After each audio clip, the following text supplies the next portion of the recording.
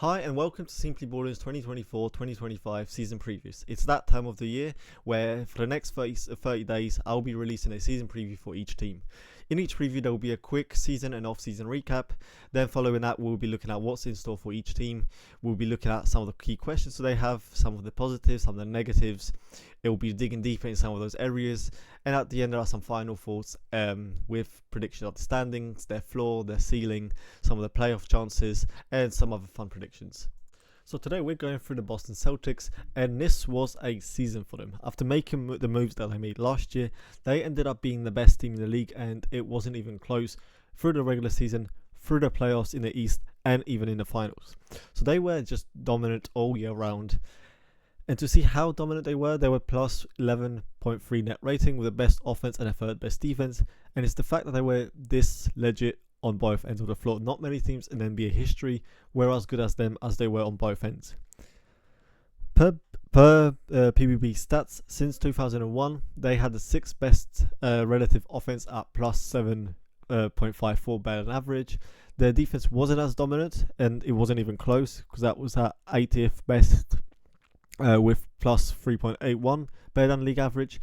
But when you look at the most dominant teams on offense, they weren't close to being that dominant defensively. There were only 8 teams that were at least plus 7 on offense, and out of those teams only the 2016 Warriors were at least plus 2 on defense with plus 2.84. The rest of the teams were negative.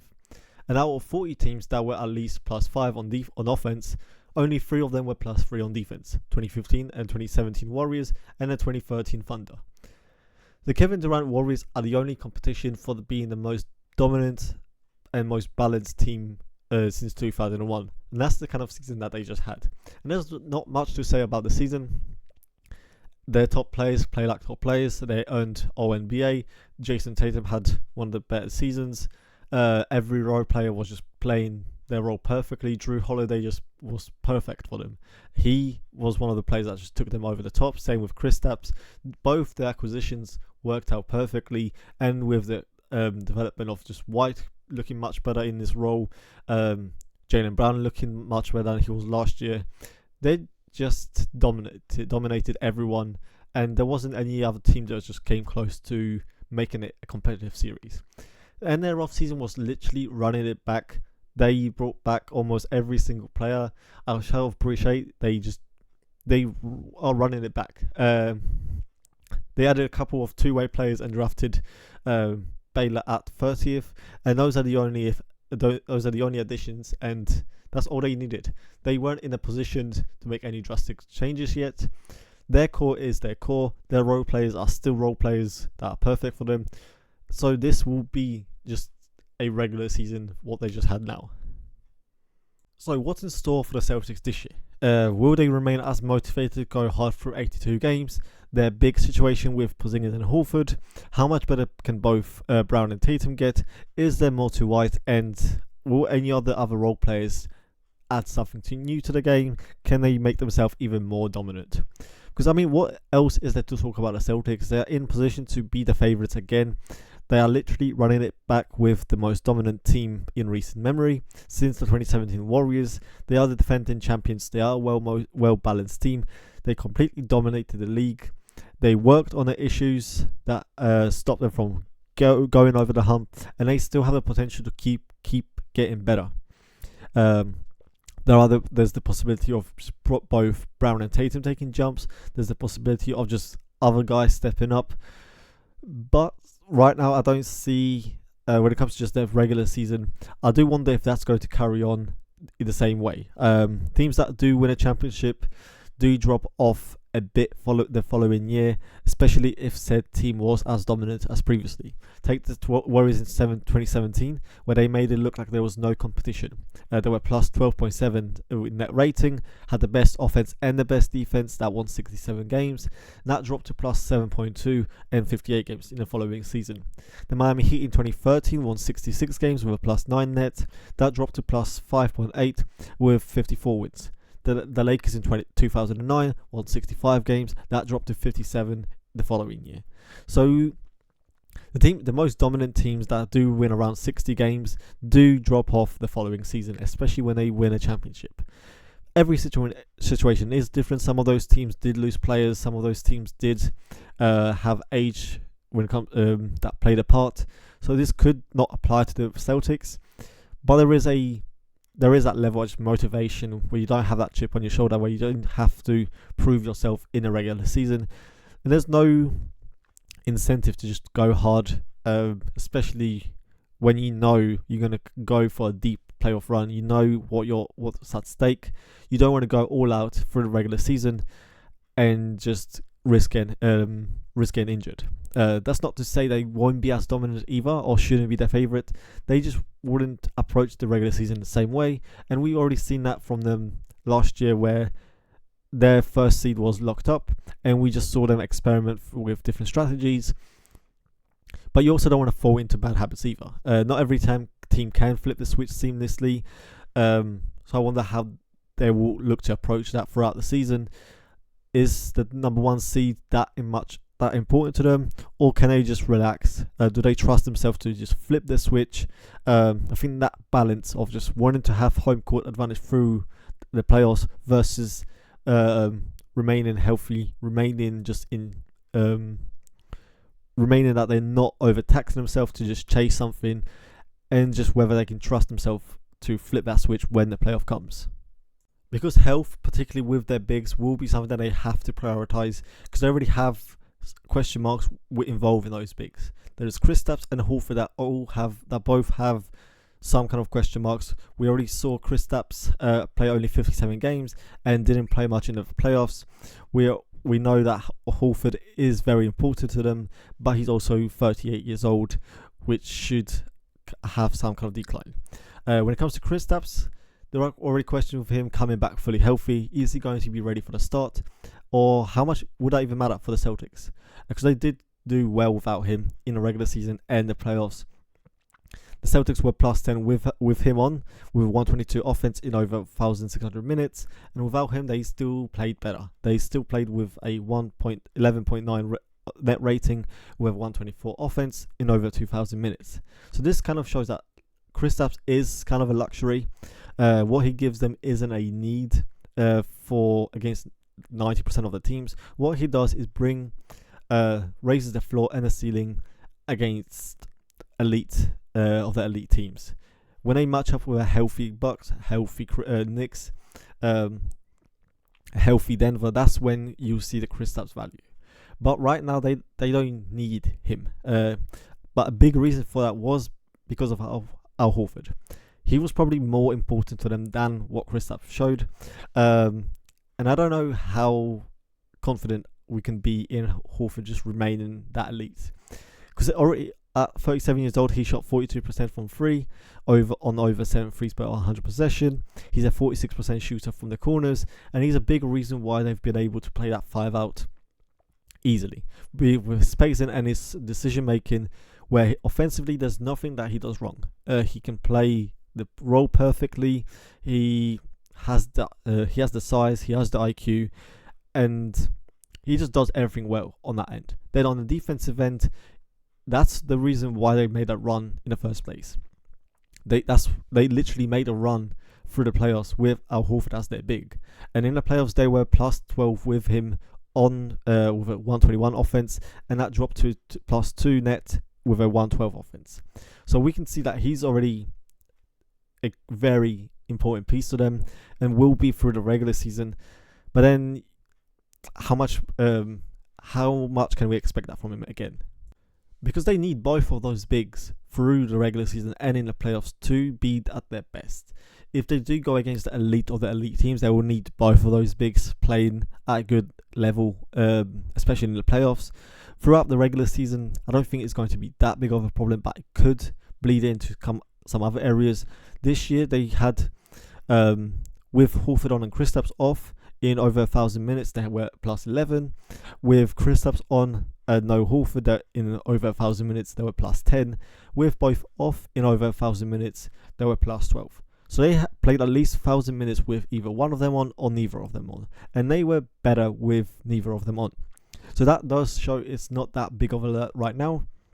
They can survive without them if they have to, but then I still don't like that. even if they can survive without them, that's not the best possible. That's not the best thing that should happen. Because if one of them is limited or hurt, that will mean over reliant on one of those options. As you can see, like they played over 1,000 minutes with one of them on or neither of them on. If one of them gets hurt, one of those numbers will increase. That means their players will get overtaxed. If Horford can't play, that means someone else will have to step up into his role, and that's overtaxing them, and that just continues to snowball. And then again, they need those players. In the playoffs, they were -5 without neither on. So a lot of their ceiling will hinge on their bigs staying healthy and playing at that level. Then there's the rest of the team. What else can we see for them? Because there is Holiday, White, Pritchard, and Hauser as the main rotational players. We saw what they could do in a perfect role and situation, but can they do something more? Can someone? We already saw White develop into this kind of player. Maybe it will be Hauser this time. Maybe it will be Pritchard. With Holiday, I don't think there's much potential for change or drastic improvements or even declines. To me, he is what he is. Especially after this year, we've seen him in a role with the Bucks playing a huge part in their championship, and now we saw him in the Olympics playing a lesser role among superstars.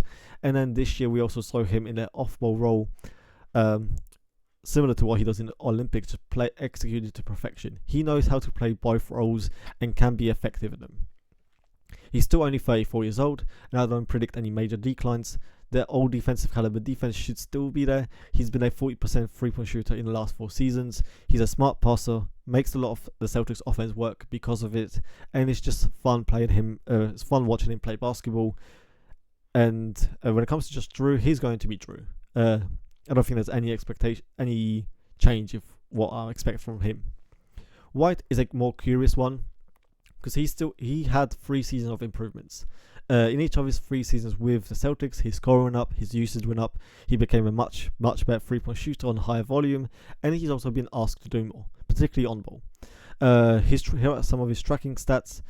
In regular season in 2023, he averaged 60 touches per 36 possession, has a 3.2 time of possession.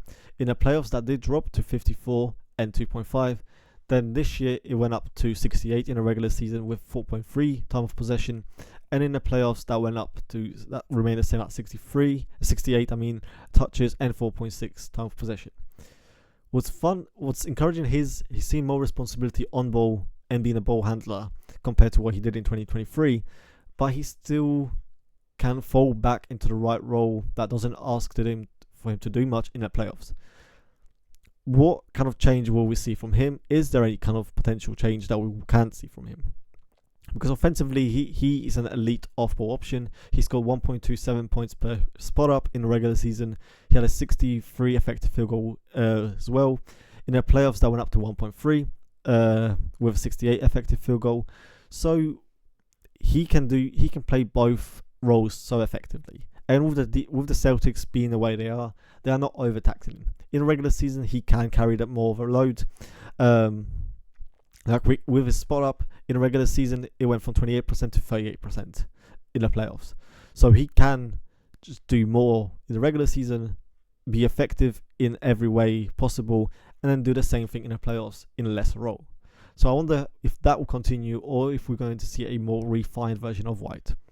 Then there's also Pritchard, who's also in a similar position. He has been improving. He has been getting more touches and responsibility. And then in the playoffs, he just slides down to his role. One fun stat that did pop up is that he shoots 59% from 2, but only 27% of it assisted. So he's a very efficient scorer inside the arc. Can he grow more into that highly impactful role in the same way as Drew is or White is? And then Hauser, same thing. He impressed me in these playoffs. He's been one of the most efficient He had one of the most efficient 3-point shooting seasons. He shot 42% on over 13 threes per 100 possession. That's insane efficiency at that kind of volume.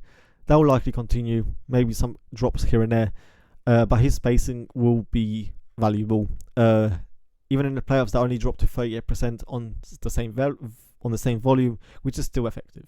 He scored 1.21 points per possession on spot ups, and then 1.26 on off screen. And in the playoffs, his defense also impressed me a lot. He has so many stretches in must-win games that just where he held his own or made very smart play that saved points.